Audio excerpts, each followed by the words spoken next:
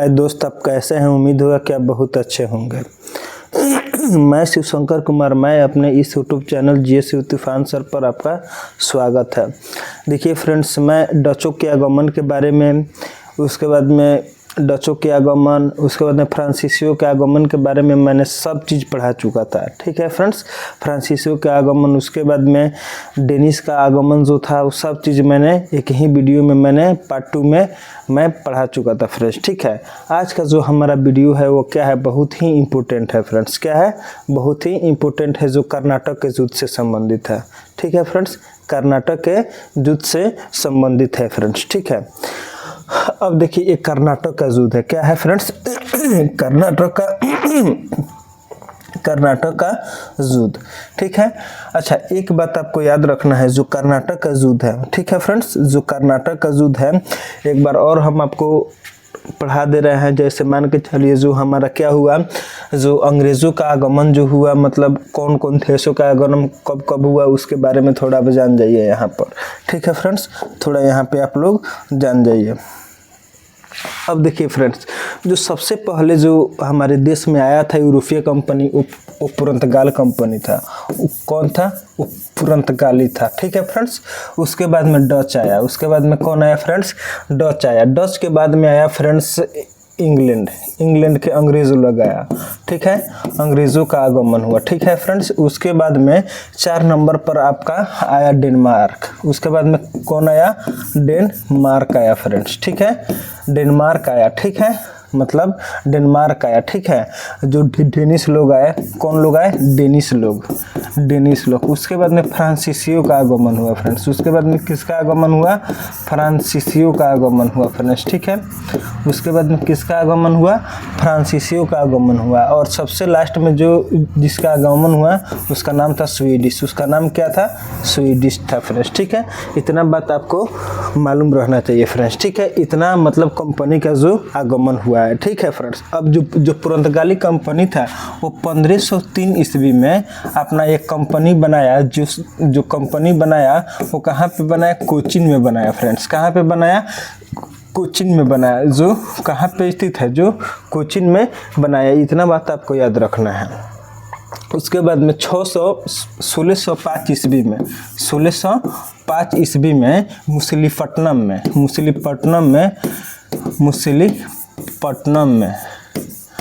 पट्टनम में डच लोग ने अपना फैक्ट्री बनाया। उसके बाद में 1608 ईस्वी में इंग्लैंड ने अपना क्या किया? इंग्लैंड ने अपना पहला फैक्ट्री कहाँ पे बनाया? सूरत में बनाया। वो भी अस्थायी फैक्ट्री बनाया फ्रेंड्स। वो भी कैसा फैक्ट्री बनाया? अस्थायी फैक्ट्री बनाया। ठीक है फ्रेंड्स, एग्जाम में पूछता है कि बताइए, जो अंग्रेज लोग अपना ईस्ट इंडिया कंपनी का स्थापना किया, सबसे पहले कहाँ पे किया? तो 1608 ईस्वी में कहाँ पे किया?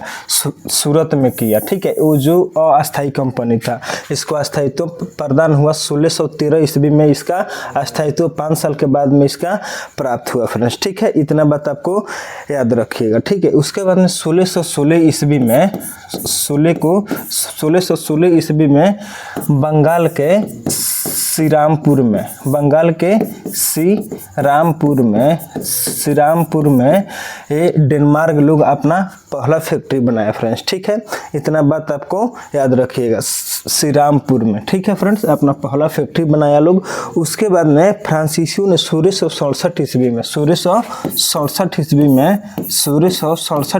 फ्रांसीसियों ने अपना पहला फैक्ट्री कहाँ पे बनाया? सूरत में बनाया फ्रेंड्स। कहाँ पे बनाया? सूरत में बनाया। और उसके बाद में ये जो स्वीडिश था, ये भारत में 1731 ईस्वी में भारत में आया। 1731 ईस्वी में कब आया? ये भारत में आया। 1731 ईस्वी में कब आया? ये भारत में आया फ्रेंड्स। आपको इतना बात याद रखना है। जो पुर्तगाली कंपनी था, वो सबसे पहले अपना फैक्ट्री कहाँ पे बनाया? कोचीन में बनाया। उसके बाद में जो डच कंपनी था, वो मछलीपट्टनम में बनाया।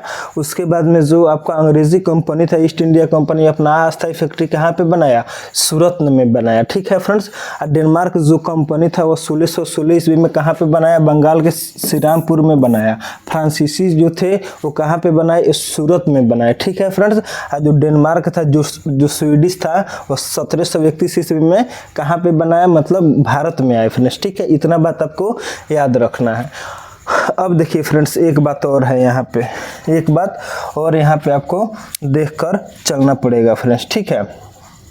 अब देखिए फ्रेंड्स, एक बात और यहाँ पे याद रखिएगा, सबसे मेन बहुत इम्पोर्टेंट चीज़ है, सबसे इम्पोर्टेंट चीज़ है यह है कि जो अंग्रेज़ी कंपनी जो है, अंग्रेज़ी कंपनी जो है फ्रेंड्स, अंग्रेज़ी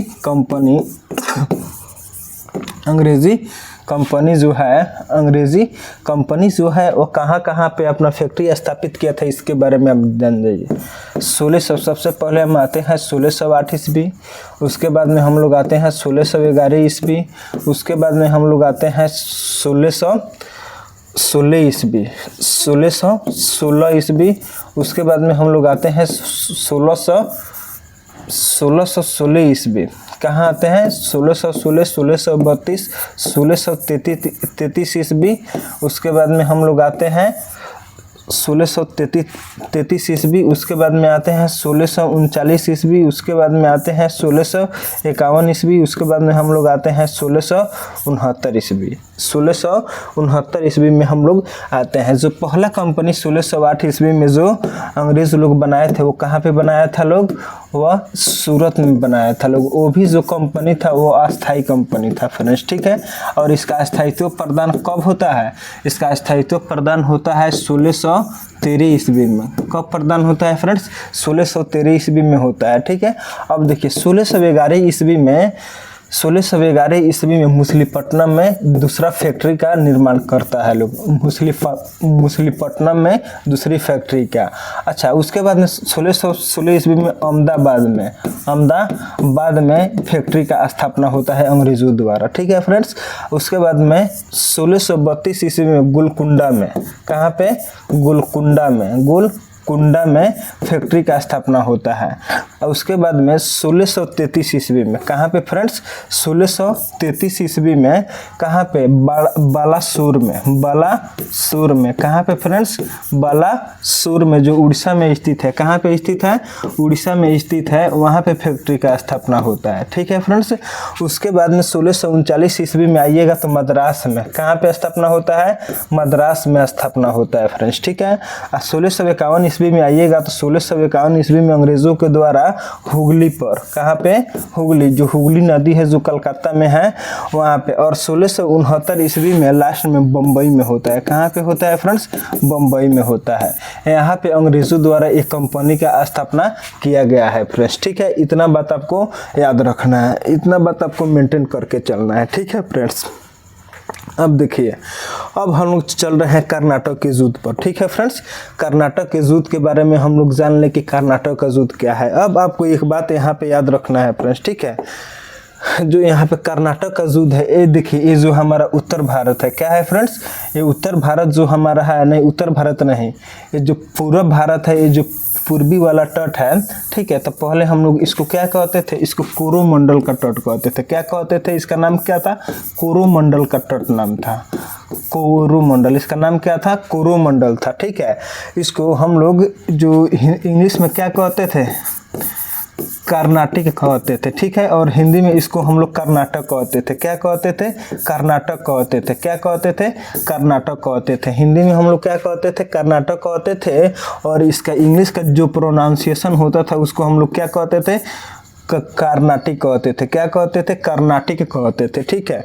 और जो ये कह रहा है कि कर्नाटक का युद्ध, जो कर्नाटक का युद्ध हुआ वो कर्नाटक स्टेट में नहीं हुआ, बल्कि ये कहाँ पे हुआ? कोरोमंडल के तट पर हुआ। कहाँ पे हुआ फ्रेंड्स? कोरोमंडल के तट पर हुआ। अगर एग्जाम में आपसे पूछता है कि कर्नाटक का युद्ध अगर स्टेट में हुआ है, तो नहीं, स्टेट में नहीं हुआ है। कहाँ पे हुआ है? एक कोरोमंडल के तट पर हुआ है फ्रेंड्स, ठीक है। इतना बात आपको याद करके चलना है, ठीक है। अब देखिए, जो कर्नाटक का युद्ध हुआ वो तीन युद्ध हुआ, ठीक है फ्रेंड्स। आपको याद रखना है कितना युद्ध हुए? 3 युद्ध हुए। तो कितने युद्ध हुए फ्रेंड्स? 3 युद्ध हुए, ठीक है। आपको याद रखना है कि 3 युद्ध हुआ, ठीक है। एक हुआ 1746 से 1748 ईस्वी में हुआ, ठीक है। एक हुआ 1746 से 1748 ईस्वी तक हुआ। एक हुआ 1749 से 1754, 1749 से 1754 ईस्वी तक हुआ। एक हुआ 1756 से 1756 से 1761 ईस्वी तक चला। ये 3 युद्ध हुआ फ्रेंड्स। कितना नहीं, 1763 तक ये जो कर्नाटक का युद्ध हुआ ये 3 युद्ध हुआ। ठीक है फ्रेंड्स, 1756 से 1763, 1756 से 1763, 1756 से 1763। ठीक है फ्रेंड्स, 1763। ठीक है, यहाँ इतना मतलब कर्नाटक का युद्ध हुआ है। तो इसी हम लोग कर्नाटक के युद्ध के बारे में हम लोग डिटेल से हम लोग अध्ययन करेंगे फ्रेंड्स। ठीक है, इतना बात आपको याद रखना है।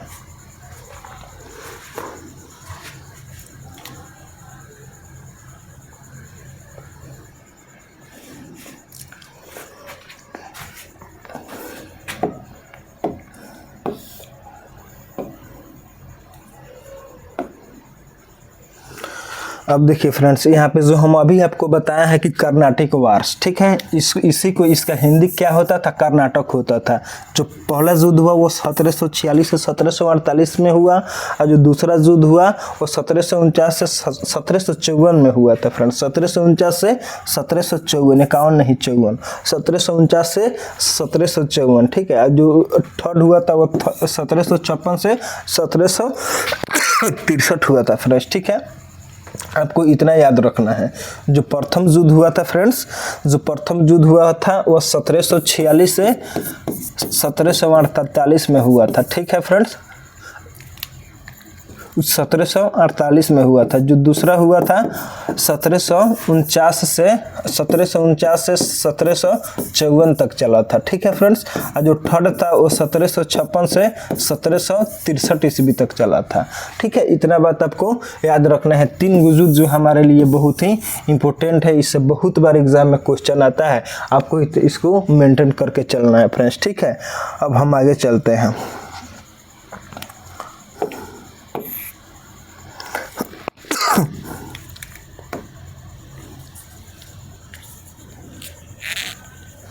अब देखिए, हम लोग को पढ़ना है प्रथम कर्नाटक युद्ध के बारे में। ठीक है, प्रथम कर्नाटक युद्ध के बारे में हमको क्या करना है, स्टडी करना है। इस युद्ध का कारण कोई भारत में उत्पन्न स्थिति नहीं थी। जो प्रथम कर्नाटक का युद्ध हुआ वो 1746 से 1748 में हुआ। ठीक है फ्रेंड्स, 1748 में हुआ, इतना बात याद रखना है। जो प्रथम युद्ध था वह भारत में स्थिति कोई कारण नहीं थी। ठीक है, बल्कि हजारों किलोमीटर दूर जो एक स्थित देश है, उस देश का नाम क्या है फ्रेंड्स, हजारों यूरोप में कुछ ऐसी स्थिति उत्पन्न हो गई जिनका प्रभाव भारत में अंग्रेजी फ्रांसीसी कंपनी पर पड़ा। ठीक है, जो दोनों के बीच में क्या हो गया, प्रथम कर्नाटक का युद्ध हो गया। ठीक है, अब देखिए, जो ऑस्ट्रिया देश है, जो यूरोप के बगल में ही ऑस्ट्रिया देश है। ठीक है, यूरोप से बहुत ही दूर स्थित है। ठीक है फ्रेंड्स, ऑस्ट्रिया देश है। इस देश में जो क्या हुआ कि यहाँ पे मतलब समझिए कि उत्तराधिकारी बनने के लिए, मतलब ऑस्ट्रिया का उत्तराधिकारी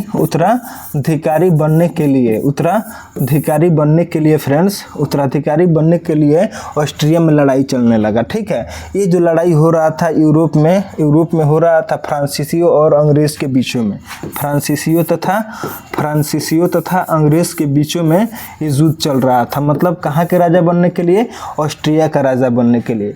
अब देखिए, पहले के समय में क्या होता था फ्रेंड्स, जब कोई देश जो होता था ना, अगर वहाँ का राजा का मृत्यु हो जाता था या हत्या हो जाता था, तो वहाँ का उसका उत्तराधिकारी बनने के लिए जो उसका रिलेटिव लोग थे, अगल बगल वाला देश के लोग थे, जो राजा थे, मतलब अगल बगल के राजा थे, वो लोग अपने में लड़ाई करते थे ताकि हम वहाँ का राजा बन जाए, हम वहाँ का उत्तराधिकारी बन जाए। ठीक है फ्रेंड्स, तो उसी प्रकार से वहाँ पे यूरोप के क्षेत्र के अंतर्गत एक देश था, उत्तराधिकारी बनने के लिए ब्रिटेन और फ्रांस के बीच में वहाँ संघर्ष चल रहा था। अब कहाँ पे, मतलब ये यूरोप में ही देश था। यूरोप मतलब समझिए कि फ्रांस से दूर, मतलब इंग्लैंड से थोड़ा दूर वो देश था। ठीक है फ्रेंड्स, तो 2 देशों के बीच में लड़ाई चल रहा था, इंग्लैंड के बीच में और फ्रेंच के बीच में, इंग्लैंड और फ्रांस के बीच में लड़ाई चल रहा था। ठीक है, फ्रेंच के बीच में वहाँ पे लड़ाई चल रहा था ताकि हम लोग वहाँ का राजा बन जाए। ठीक है, वहीं युद्ध का कारण, चूंकि आप जानते हैं कि भारत में उन लोगों का आगमन हो चुका था, तो ये स्थिति भारत में भी आ गई, क्योंकि भारत में भी लोग रहते थे, अमेरिकी लोग, इंग्लैंड का लोग रहता था और फ्रांस का लोग रहता था। अब उसको लेकर यहाँ पे युद्ध शुरू हो गया फ्रेंड्स। ठीक है, अब देखिए, अब उसको लेकर यहाँ पे क्या हो गया, युद्ध शुरू हो गया। इतना बात आपको याद रखना है फ्रेंड्स, ठीक है, उसको लेकर युद्ध शुरू हो गया। अब देखिए 18वीं शताब्दी तक जो कोरोमंडल तट की भूमि को कर्नाटक के नाम से जाना जाता था।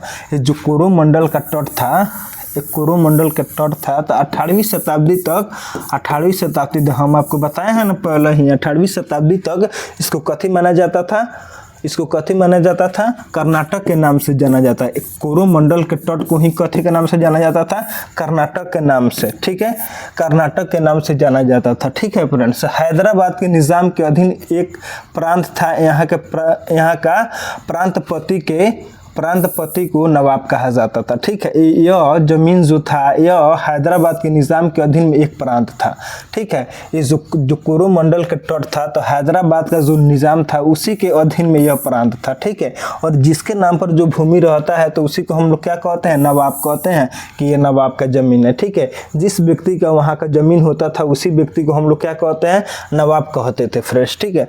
अब सबसे पहले 1746 ईस्वी में बार्नेट के नेतृत्व में अंग्रेजी जलबेड़े ने कुछ फ्रांसीसी जलपोतों को क्या किया, पकड़कर अपने कब्जे में कर लिया। अब क्या हुआ, 1746 ईस्वी में सबसे मेन रीजन, युद्ध का सबसे मेन रीजन ये रहा कि 1746 ईस्वी में क्या किया, अंग्रेजी लोगों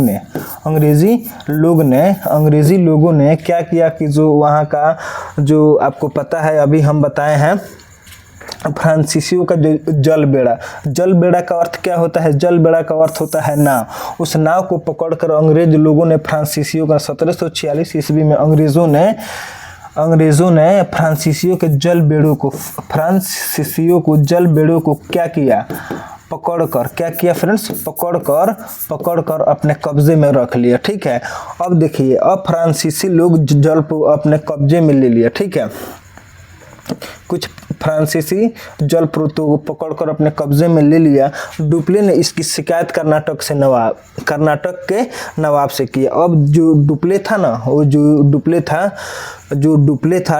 था वो कहाँ का गवर्नर जनरल था, भारत का गवर्नर जनरल था, जो कहाँ से आया था, फ्रांस से आया था फ्रेंड्स। कहाँ से आया था, फ्रांस से आया था। जब अंग्रेज ने फ्रांसीसी जलपोतों को क्या किया, खींचकर अपने कब्जों में रख लिया, तो डुप्ले ने शिकायत कर्नाटक के नवाब से किया, लेकिन नवाब ने डुप्ले की किसी भी बात नहीं मानी। जो हैदराबाद के नवाब थे, जो जो कोरोमंडल के कर्नाटक के जो नवाब थे, जो इस जमीन को रखे हुए थे, हैदराबाद के जो निज़ाम थे, ठीक है, तो उनसे कहा जाकर, तो वो उसका बात नहीं माना, ठीक है, क्योंकि वो निज़ाम हैदराबाद के जो निज़ाम था उसी के ना अधीन वो सारा प्रांत था, ठीक है।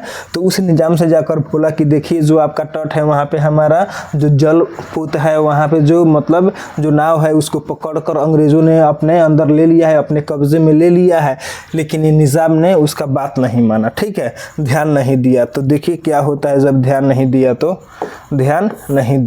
अब देखिए क्या होता है। तब डुप्ले ने क्या किया, अंग्रेजी बस्ती को मद्रास को घेर लिया। तब बाद में क्या किया डुप्ले ने, जब उसका जलपोतों, जब वहाँ के जो हैदराबाद का जो निज़ाम था, जो उसका कोरोमंडल वाला जो ये तट था, जो उसका जो कर्नाटक का तट वाला जो नवाब था, वो जब उसके बाद वो निज़ाम ने उस बात को नहीं माना, तो क्या किया फ्रांसीसी डुप्ले ने अंग्रेजी बस्ती मद्रास को घेर डाला। चूँकि अभी बताया था आपका कि मद्रास का फॉर्मेशन हुआ है 1739 ईस्वी में। 1739 ईस्वी में मद्रास पर वह अपना फैक्ट्री बनाया था, ठीक है।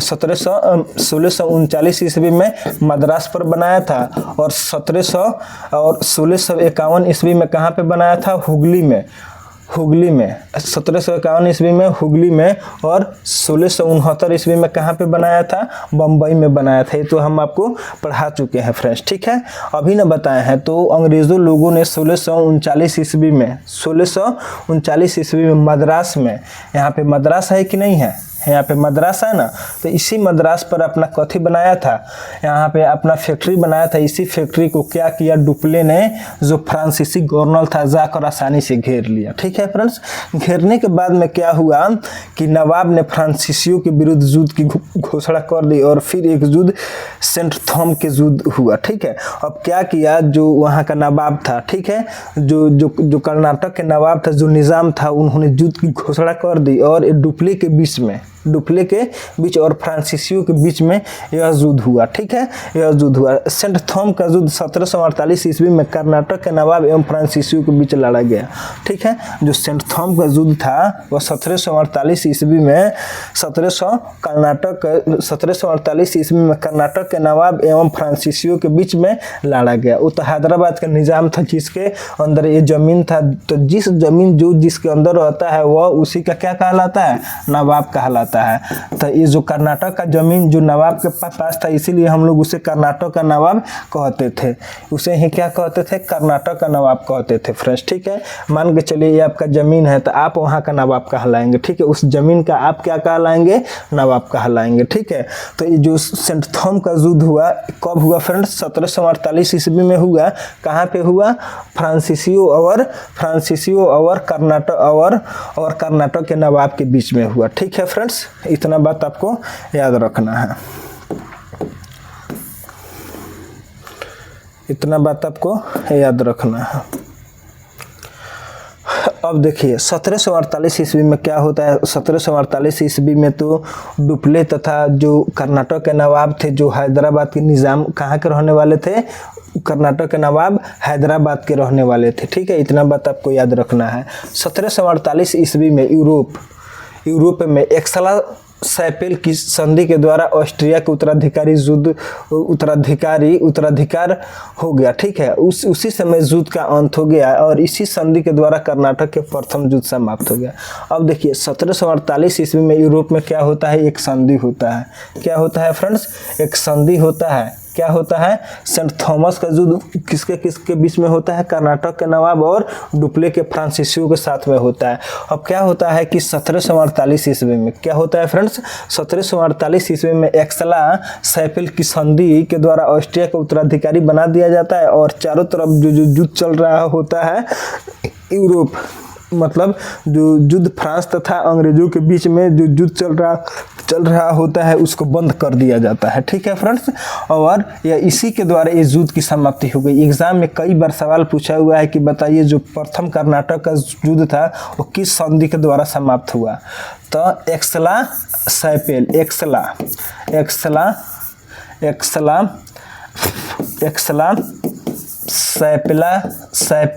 की संधि के द्वारा, एक्सला सैपेल की संधि के द्वारा ये युद्ध समाप्त हो गया। ठीक है, एक्सला सैपेल के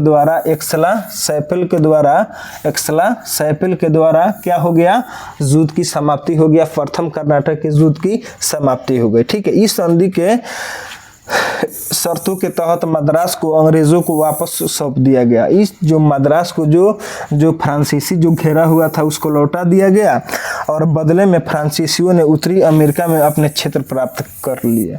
ठीक है, और बाद में क्या किया कि अमेरिका ने अपना क्षेत्र को क्या किया, प्राप्त कर लिया। ठीक है फ्रेंड्स, इतना बात आपको याद रखना है, इतना बात आपको क्या करना है, याद रखना है। एक बात और समझ जाइए, जो 6 गो जो कंपनी थी ना, जो कितना कंपनी थी, 6 गो कंपनी थी। हम अभी ना आपको बताए हैं जो कितना कंपनी भारत में आई थी, 6 गो कंपनी भारत में आई थी। सबसे पहले आए थी पुर्तगाल कंपनी आई थी। ठीक है फ्रेंड्स, सबसे पहले पुर्तगाली आई थी, उसके बाद में डच आया था, उसके बाद में कौन आया था, उसके बाद में अंग्रेजी कंपनी आई थी, उसके बाद में अंग्रेजी कंपनी आई थी, उसके बाद में जो आया था वो डेनमार्क का आया था। वो कौन आया था, डेनमार्क आया था। उसके बाद में कौन आया था, फ्रांसीसी आया था। उसके बाद में स्वीडिश आया था, उसके बाद में कौन आया था, स्वीडिश आया था। एक बात यहाँ पे लिख लीजिएगा, त्रावणकोर के राजा।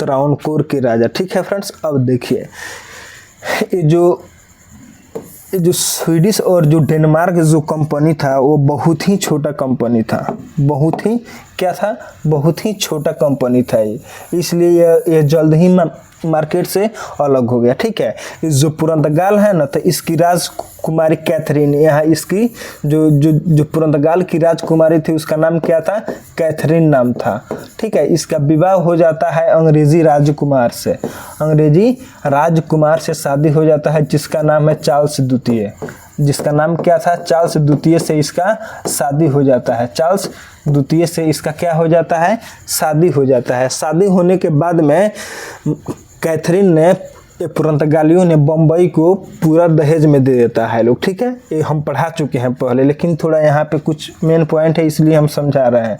ठीक है, और अब बच गया दो कंपनी, एगो फ्रांस एगो अंग्रेजी कंपनी, तो इन दोनों के बीच में ही कर्नाटक का तीनों युद्ध हुआ। ठीक है फ्रेंड्स, तीनों युद्ध हुआ। ठीक है फ्रेंड्स, अब जो बात आया था मतलब किस संधि के द्वारा प्रथम युद्ध की समाप्ति हुई, तो एक्सला सैपेल संधि के द्वारा इसका प्रथम कर्नाटक के युद्ध का जो 1746 से 1748 ईस्वी में चला था, इस युद्ध का क्या हो गया, अंत हो गया। इतना बात आपको याद रखना है। अब देखिए फ्रेंड्स आगे क्या होता है।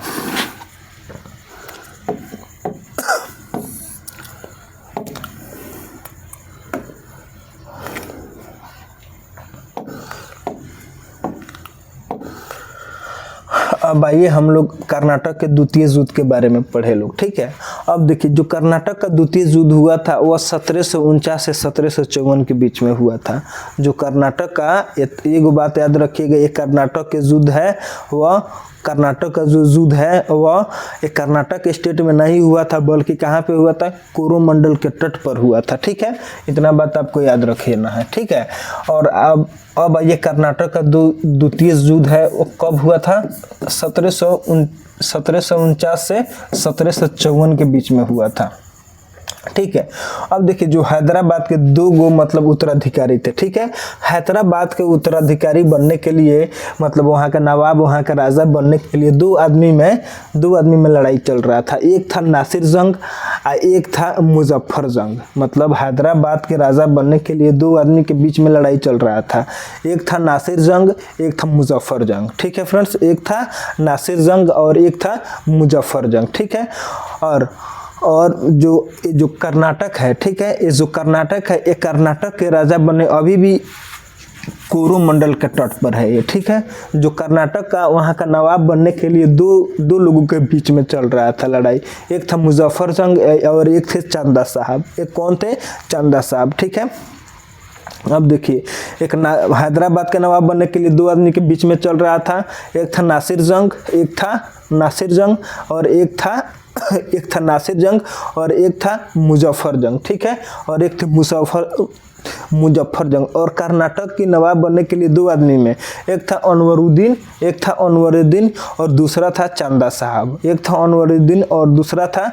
साहब, ठीक है फ्रेंड्स।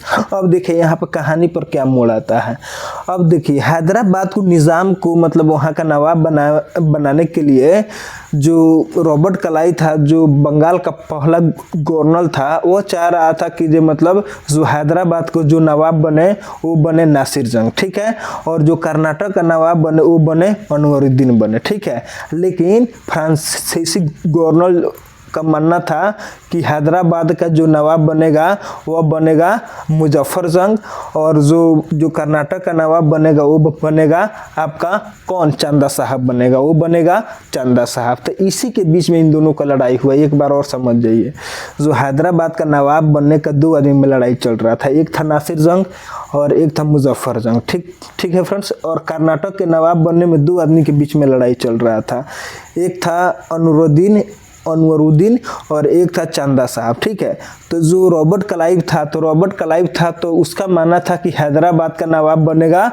नासिर जंग और कर्नाटक का नवाब बनना चाहिए अनवरुद्दीन बनना चाहिए। ठीक है, लेकिन डुप्ले का मानना था कि ये मुजफ्फर जंग हैदराबाद के बने और चंदा साहब कर्नाटक के बने। इसी के मतभेद को लेकर नहीं होता है कि दो आदमी में झगड़ा हो रहा है खुद जाकर लटक जाए, उसी प्रकार कर्नाटक का द्वितीय द्वितीय युद्ध हुआ था फ्रेंड्स। ठीक है, तो इतना बात आपको समझ में आ गया होगा। ठीक है, देखिए वही बात यहाँ पे लिखा है, जो हैदराबाद के नवाब बनने के लिए दो आदमी के बीच में लड़ाई हो रहा था, एक था नासिर जंग और एक था मुजफ्फर जंग।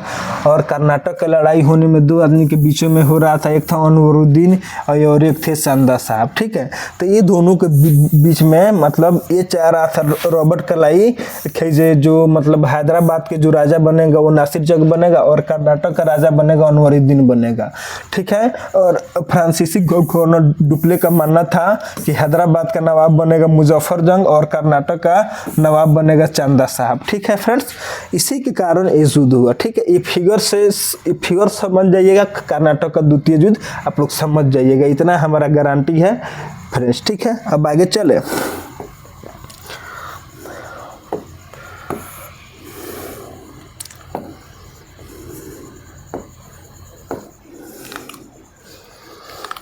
वही बात लिखा हुआ है फ्रेंड्स, वही बात लिखा हुआ है कि हैदराबाद और कर्नाटक इन दोनों क्षेत्रों में उत्तराधिकारी के लिए संघर्ष शुरू हुआ और अंग्रेजी फ्रांसीसी कंपनी ने अपने अपने हितों को देखते हुए अलग अलग पक्ष का समर्थन दिया और फिर दोनों पक्षों के बीच युद्ध हो गया। वही बात लिखा हुआ है जो उसी बेर से हम लोग समझा रहे हैं आपको।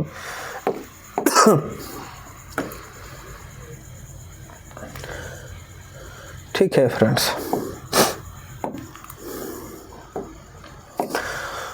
अब क्या होता है 1750 ईस्वी में नासिर जंग अंग्रेजों के सहयोग से कर्नाटक पर आक्रमण किया। ठीक है, 1750 ईस्वी में नासिर जंग ने, ये है नासिर जंग जिसका साथ दे रहा था रॉबर्ट क्लाई जो ब्रिटिश गवर्नर जनरल था। ठीक है, कर्नाटक पर आक्रमण किया और त्रिगुट मित्र शक्तियों को पराजित कर दिया क्या किया, पराजित कर दिया। ठीक है फ्रेंड्स, ये क्या किया, नासिर जंग था तो इन्होंने क्या किया 1750 ईस्वी में क्या किया, कर्नाटक पर आक्रमण कर दिया। ठीक है, तो इसमें 3 गो लोग था। ठीक है, तीनों लोग था, एक था मुजफ्फर जंग और एक थे चंदा साहब और एक थे फ्रांसीसी। तो इन दोनों को क्या किया, हरा दिया। ठीक है, हरा दिया। ठीक है, सेना ने हरा दिया। इसी विद्रोह में नासिर जंग की हत्या हो गई, लेकिन नासिर जंग ने पराजित कर दिया, त्रिगुट शक्तियों को पराजित कर दिया, लेकिन इसी समय नासिर जंग की सेना ने विद्रोह कर दिया और इसी विद्रोह में नासिर जंग की हत्या हो गई। ठीक है फ्रेंड्स, ये क्या किया, ये जो नासिर जंग था वो क्या किया 1750 ईस्वी में। ठीक है, ये तीनों लोग थे तो तीनों लोग पर क्या किया, एक में गवर्नर पर, फ्रांसीसी गवर्नर पर, मुजफ्फर जंग पर और चंदा साहब पर आक्रमण किया, लेकिन इस आक्रमण में तीनों को हरा दिया।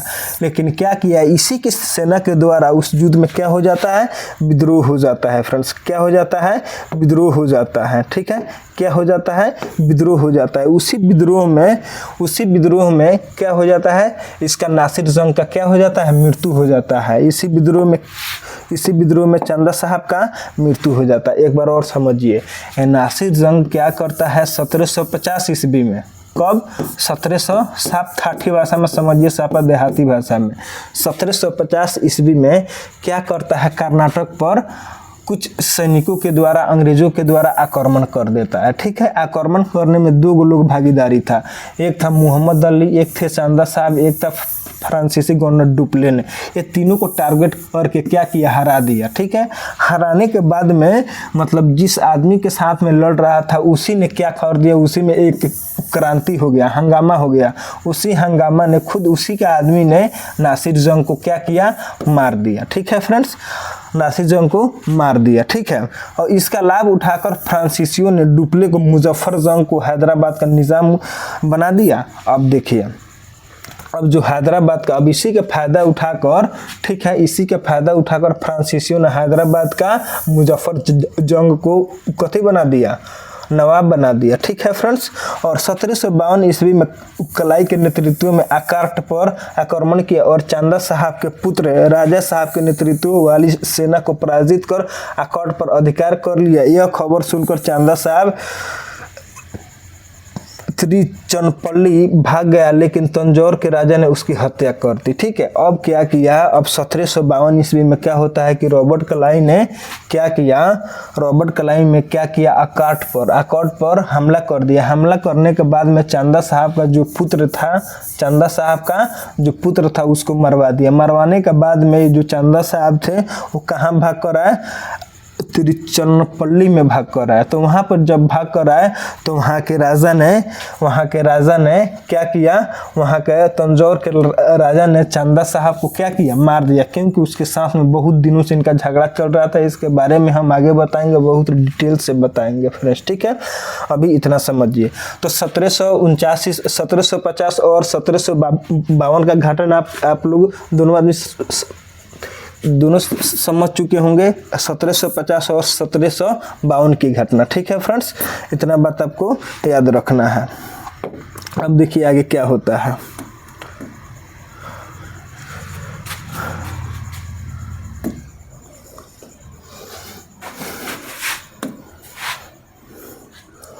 अब देखिए आगे क्या होता है।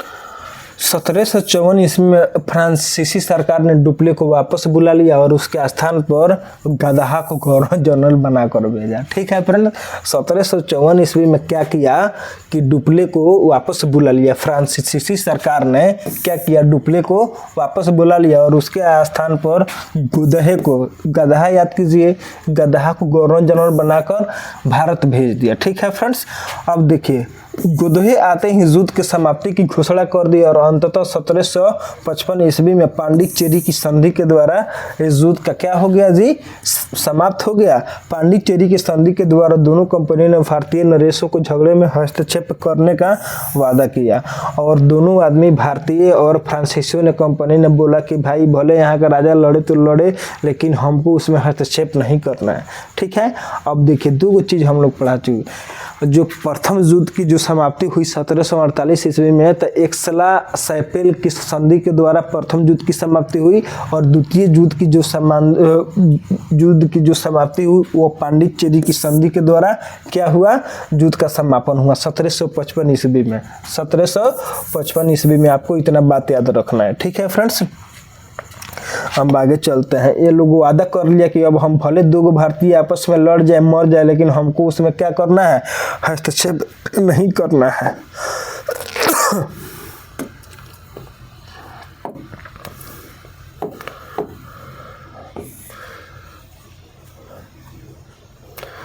अब देखिए कर्नाटक का तृतीय युद्ध। जो कर्नाटक का तृतीय युद्ध हुआ वह 1756 से 1763 ईस्वी में हुआ।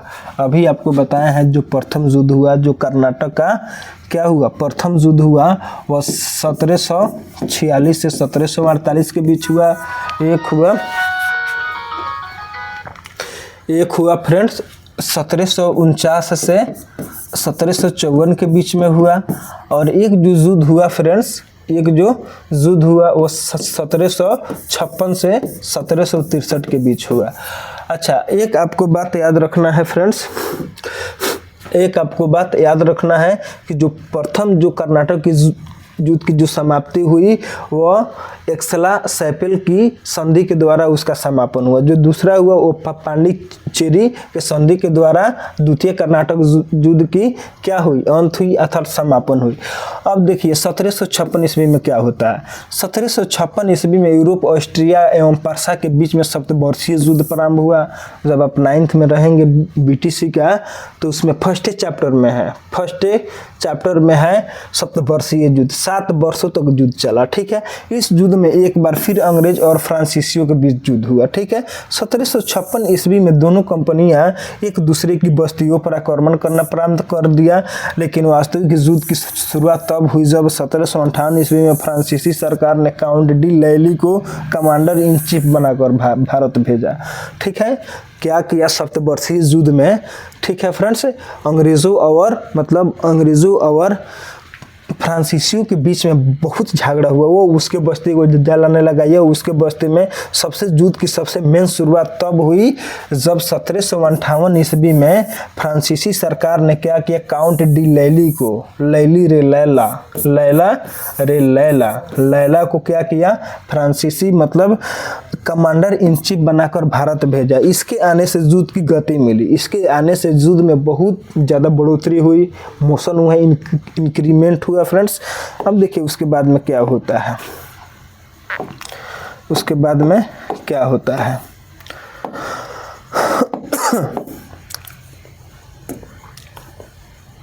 उसके बाद में क्या होता है, जो सबसे इम्पोर्टेंट चीज़ है, इस युद्ध का सबसे महत्वपूर्ण युद्ध 1707 ईस्वी में वांडीवास का युद्ध था, जो आयरकुट के नेतृत्व वाली अंग्रेजी सेना और काउंट डी लैली के नेतृत्व वाली फ्रांसीसी सेना के बीच हुआ। ठीक है फ्रेंड्स, 1707 ईस्वी में एक युद्ध हुआ जिसका नाम था वांडीवास का युद्ध, जो हमें 9th क्लास में दिया हुआ है। 9th क्लास का हिस्ट्री का फर्स्ट चैप्टर है फ्रेंड्स। कौन चैप्टर है, सेकेंड चैप्टर है। कौन चैप्टर है, सेकेंड चैप्टर है हमारा हिस्ट्री का 9th का एनसीईआरटी का सेकेंड चैप्टर है। उसमें हमको वांडीवास युद्ध के बारे में, सप्तवर्षीय युद्ध के बारे में हमको बहुत अच्छा तरीके से पढ़ना है फ्रेंड्स। ठीक है, इस युद्ध में अंग्रेज विजयी रहे। इसके बाद पांडिचेरी सहित लगभग सभी फ्रांसीसी बस्तियों का अंत हो गया। 1763 ईस्वी में पेरिस की संधि के द्वारा सप्तवर्षीय युद्ध समाप्त हुआ और इसी संधि के द्वारा कर्नाटक का तृतीय युद्ध भी समाप्त हुआ। ठीक है फ्रेंड्स, 1763 ईस्वी में। ठीक है, इस युद्ध के परिणाम के बाद में भारत से फ्रांस का वर्चस्व खत्म हो गया था और यह भी तय हो गया था कि अब अंग्रेजी कंपनी ही भारत में पूर्णतः अपनी प्रधानता बनाएगी और फ्रांसीसी बहुत थोड़े ही क्षेत्रों में सिमट कर रह गए थे, जो पांडिचेरी में जो कारिकल आदि। अब देखिए, पांडिचेरी के एक जिला का नाम है माह है और उसी जिला का नाम क्या है, कारिकल नाम है। जो भारत का जो सबसे छोटा जिला है वो उसका नाम क्या है, माहे जिला है। यहाँ पे माहे आ गया, इसलिए मैंने बता दे रहा हूँ। ठीक है फ्रेंड्स, तो आपको मैंने 3 चीज़ पढ़ाया।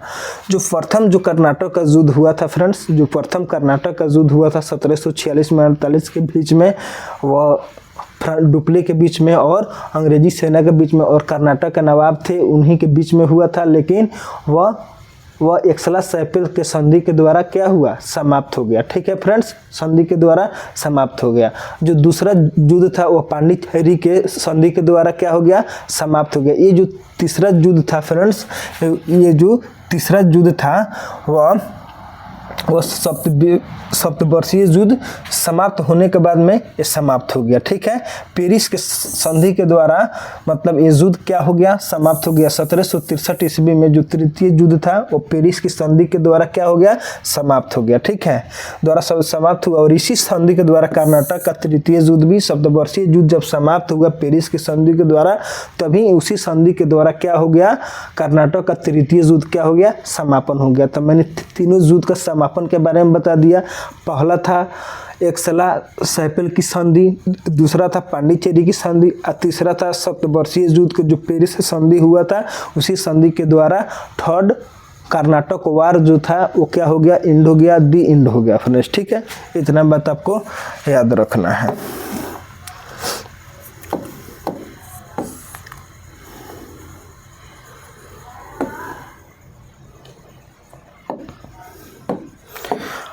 अब देखिए, सब चीज़ मैंने एक जगह पर रख दिया है। प्रथम युद्ध जो 1746 से 1748 के बीच में हुआ और इसका रीजन था ऑस्ट्रिया के उत्तराधिकारी तथा प्रश्न एवं अंग्रेज एवं फ्रांसीसियों के बीच में, ऑस्ट्रिया के उत्तराधिकारी एवं अंग्रेज और फ्रांसीसियों के बीच में हुआ। इसका जो समाप्ति हुआ अभी मैंने बताया है कि एक्सला सैपिल की संधि के द्वारा ये युद्ध हुआ अंग्रेज के एवं कर्नाटक की अंग्रेज एवं कर्नाटक के नवाब की इसमें कथी हुई, पराजय हुई इस युद्ध में। ठीक है, द्वितीय जो हुआ 1748 से 1754 ईस्वी में दोनों कंपनियों द्वारा भारतीय राजनीति में हस्तक्षेप करना, अभी आपको बताया था। हैदराबाद कर्नाटक के निज़ाम थे तो इसके बारे में अभी बताया था। ये है हैदराबाद, क्या है, हैदराबाद है। इसका 2 निज़ाम थे, एक थे नासिर जंग, एक था मुजफ्फर जंग। एक कौन था, मुजफ्फर जंग। और ये है कर्नाटक, ये क्या है, ये कर्नाटक है। ये क्या है, ये आपका है अनवरुद्दीन है, ए है चंदा साहब। ये कौन है?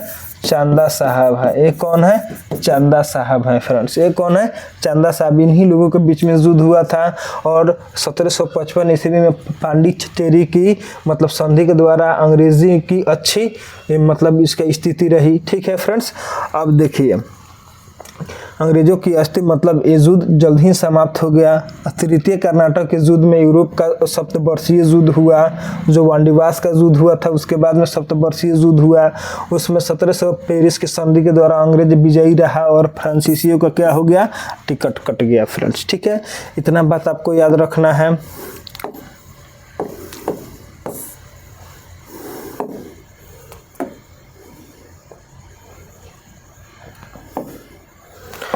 अब एक बात और याद रखिएगा, सेंट थॉम का युद्ध 1748 ईस्वी में किसके बीच में हुआ? कर्नाटक के नवाब एवं फ्रांसीसियों के बीच में हुआ, जिसमें फ्रांसीसी विजयी रहा। अब्बूर का युद्ध 1749 ईस्वी में डुप्ले मुजफ्फर जंग चंदर साहब त्रिगुट कर्नाटक के साथ में हुआ, जिसमें मतलब मुजफ्फर जंग जिसमें अनवरुद्दीन के मध्य में हुआ। ठीक है, और उसमें क्या किया कि डुप्ले क्या किया फ्रेंड्स? डुप्ले किसमें क्या हो गई? इसमें तीनों आदमी को हरा दिया।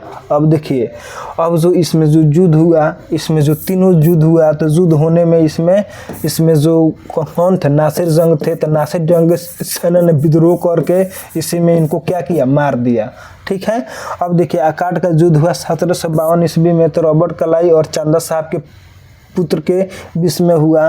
तो उसमें क्या हुआ? चंदा साहब क्या हुए? मारे गए। अंग्रेज का उसमें विजय हुआ। वांडीवास का युद्ध अंग्रेज एवं फ्रांसीसियों के बीच में हुआ 1760 ईस्वी में। आपको 9th क्लास में 2nd चैप्टर में पढ़ना है फ्रेंड्स। ठीक है, वहीं पे एक संधि होता है, पेरिस की संधि होती है। तब पेरिस के संधि के द्वारा ही क्या हो जाती है? तृतीय कर्नाटक का युद्ध क्या हो जाती है फ्रेंड्स? समाप्त हो जाती है। तो उम्मीद करता हूँ ये वीडियो आपको बहुत ही अच्छा लगा होगा, समझ में आया होगा। अगर अच्छा लगा होगा तो थोड़ा लाइक कीजिए, सब्सक्राइब कीजिए और थोड़ा सा शेयर कर दीजिए फ्रेंड्स। ठीक है, थैंक यू, धन्यवाद।